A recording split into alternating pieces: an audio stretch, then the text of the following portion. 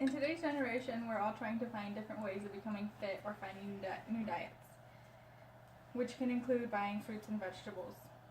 Imagine going to the store and purchasing your everyday grocery items, and those actually including bug parts or insect parts.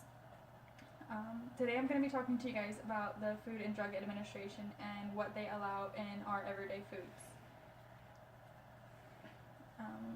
To them, it's considered to be natural or unavoidable products. There's at least one thing in our kitchen that's going to contain a bug part.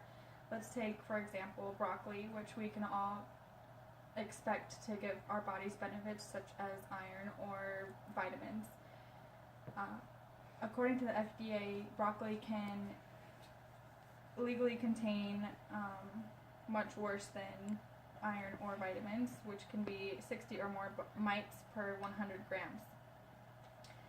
The reason this is legal is because it's considered to be pre or post harvest, or part of the pre or post harvest process when planting the vegetables.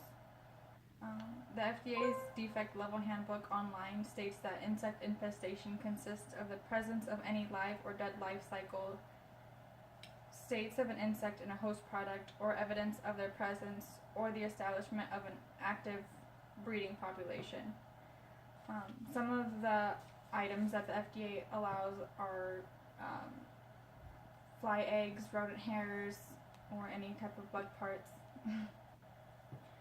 It's hard to understand how this can be involved as or a part of a legal or a harvesting process. Personally, I've never been too grossed out by insects, but to think that they can be in my dinner is a little bit distasteful. The FDA defines the word natural as any natural rodent contaminants that has little, if any, impact on natural and unavoidable defects in foods. In May of 2016, Anna O'Connor, a publisher from the New York Times, wrote about the FDA. She reached out to them and asked them what their definition of natural means, and they responded telling them that natural to them means nothing artificially added. Nothing really harmfully is being done to our bodies, which is why this can be considered legal and why the FDA is allowed to allow these certain amounts of quantity of bug parts in our foods. Foods such as oregano, salt, or pepper, just to name a few, are some spices that we can include in our everyday foods, which can contain some part of maggot, mold, or insect part. Oregano, which is an example that we can all understand, or that we all know of, is considered a non-health hazard even though it consists of rodent filth. According to the FDA, an average of 1,250 or more insect fragments per 10 grams of oregano is allowed.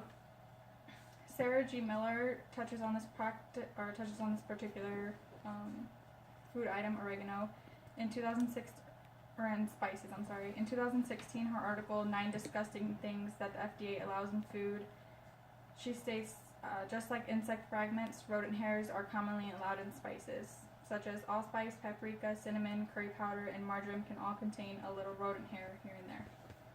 And in 2015, Fox News released an article about gross things the FDA approves. In their article, Maggots, Rat Hair, Mouse Poop, and More, it states, for every 50 grams of cinnamon and 25 grams of paprika, the FDA allows 10 rodent hairs, and in cinnamon, up to 400 insect fragments are allowed per 50-gram sample. I'm sure that we can all go without the extra ingredient, knowing that these are in our spices is very distasteful or very appetizing. In 2015, Allie Eves' article called How Much Mouse Poop, Maggots, and Cigarette Butts the FDA Allows states your favorite spice can contain traces of foreign matter, which the FDA casually defines as sticks, stones, burlap bagging, cigarette butts, etc.